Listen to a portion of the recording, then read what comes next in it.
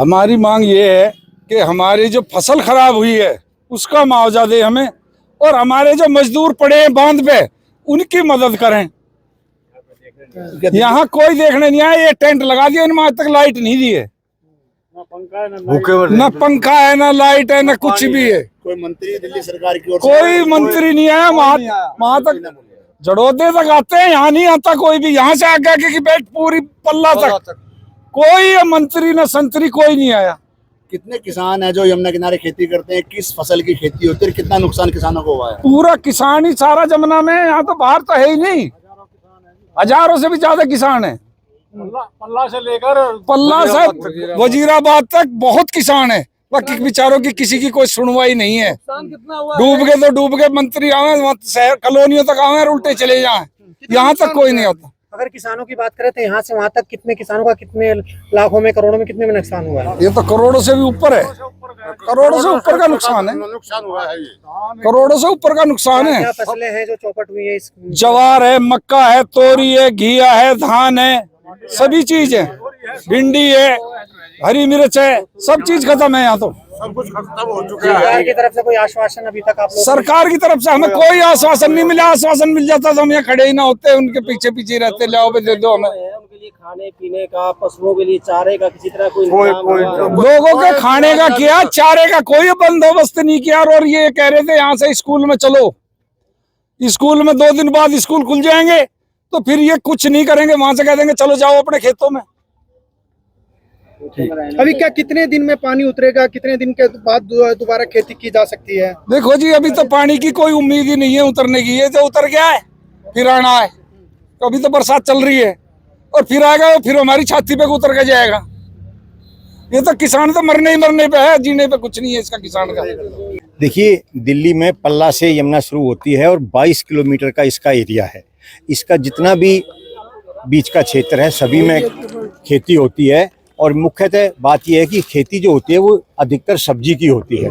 अभी कुछ धान जो थे वो बाल आ चुकी थी, जो धान अगेते लगाए जाते हैं, और कुछ ऐसे धान थे जो अभी लगाए गए थे। 99% खेती यमुना में, कई हजार एकड़ में जो पूरा क्षेत्र है यमुना का, उसमें खेती बोई जा चुकी थी। जो अगेते धान थे वो उनमें बाल आ चुकी थी, और कुछ धान ऐसे थे जो अभी लगाए गए थे। कोई भी शायद खेत खाली नहीं था, क्योंकि बहुत अच्छी बारिश हो रही थी, और अपनी यहाँ से किसान जो था अब की बार बहुत आशावान था कि अच्छी खेती होगी और अच्छी आमदनी यहाँ से होगी। लेकिन इस बाढ़ ने जो है पूरा का पूरा जो क्षेत्र है वो यमुना का, वो पूरा बर्बाद कर दिया है। खेती में से 1 रुपये का भी यहाँ से कोई फायदा होने की बात नहीं है। और सबसे बड़ी बात यह है कि जो अभी जो उन्होंने खर्च किया था, उस खर्च के अलावा दोबारा से जब यहाँ पे कुछ बोना पड़ेगा तो किसान के पास हाथ खाली हैं। किसान के पास कोई ऐसा रोजगार नहीं है जिससे कि वो दोबारा यहाँ से लगा सके। दिल्ली में किसानों को कोई लोन, बड़ा लोन भी नहीं दिया जाता, ऋण भी नहीं दिया जाता है। तो जो किसान का नुकसान हुआ है उसकी भरपाई यहाँ से होनी चाहिए, जिससे कि किसान अपना दोबारा से यहाँ पर अपनी फसल लगा सकते। इसमें सबसे बड़ी बात यह है कि जो सब्जी महंगी हो रही है, जो दूसरी चीज़ें महंगी हो रही हैं, वो इसी कारण से हो रही है कि यहाँ पे बर्बाद हो चुकी हैं। अगर यहाँ से सब्जी दोबारा से उगाई जाती है तो वो सस्ती भी, दिल्ली में उसकी सब्जी सस्ती भी होंगी, इससे दिल्ली की जनता का भी फायदा होगा, दिल्ली के व्यक्तियों को भी फायदा होगा। तो सरकार को यहाँ पर जो उचित मुआवजा बनता है पूरे का निरीक्षण करा के कितना नुकसान हुआ, किसने क्या बो रखा था। अभी बता रहे थे यहाँ से भैंस भी बह गई हैं, कुछ पशु बह गए हैं, तो बहुत सी नुकसान यहाँ पे हुआ है, उनकी भरपाई की जानी चाहिए। मैं संजय राघव, प्रमुख महासचिव हूँ भारतीय किसान यूनियन भानु, दिल्ली प्रदेश में।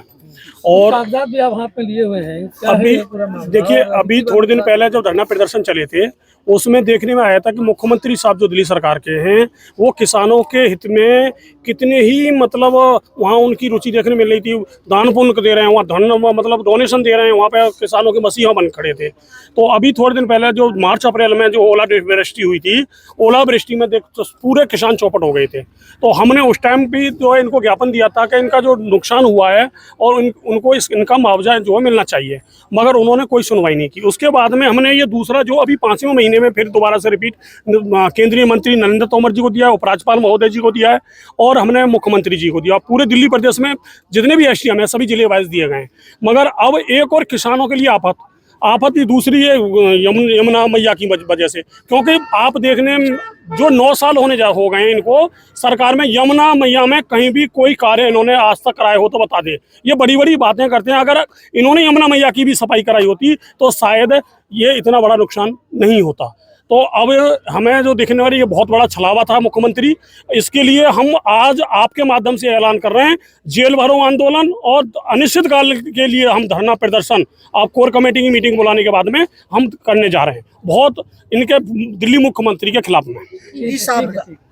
समीम, यमुना किनारे आप खेती करते हो, अपनी है या वो भाई पे दे रखे? कितने जी किराए पे लेते हैं जी, हम तो 10 एकड़ जमीन में बोता हूँ किराए पे लेके। 10 एकड़ में जमीन लेता हूँ किराए पे, वो किराए पे लेके बोते हैं। क्या फसल उगा रखी थी? अभी जी तोरी था, करेला था, मिर्ची थी और जी ज्वार, मक्का और टमाटर भी था जी, मिर्ची, हरी मिर्ची भी थी। ये हमने सब्जी उगा रखी थी और चारा भी गौशाला में जो जाता है वो चारा भी उगा रखा था। इतना तो नुकसान हो गया, क्या लग रहा है ये भरपाई हो पाएगी?